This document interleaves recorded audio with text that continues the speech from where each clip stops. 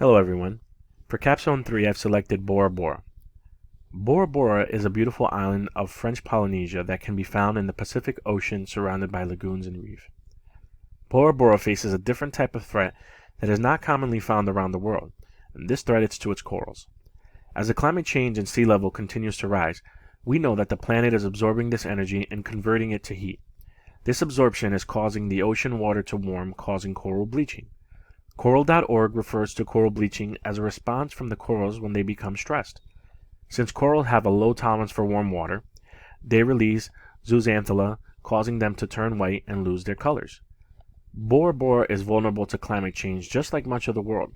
The difference is the island is not only vulnerable to the change because of the reef, but could potentially sink due to the rising sea level. Bora-Bora's coral reef will be one of the few reefs that will be considered refugia, and we'll expect to see this occur in 2043 according to oceanclimate.org.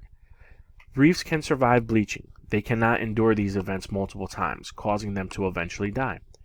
Bora-Bora's economy once relied heavily on agriculture, specifically fishing.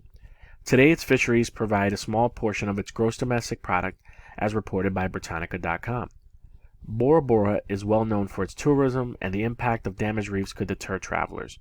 The cost of travel according to Bora-Bora.com can average to $3,000 per person. While the coral reefs are vulnerable to the temperature change in water, Climate.org reports that French Polynesia, along with the Gulf of Oman in the Middle East, are the only reefs that are not projected to see annual bleaching conditions this century. In order to protect the coral reefs around the world, we can simply start by making changes to reduce the greenhouse gases that we emit. Being more conscious about how we influence the greenhouse gases will allow us to make better decisions to reduce the emission along with reducing global warming. The change in temperatures that are causing the ice sheet and polar caps to melt are responsible for the stress caused on the corals, resulting in bleaching.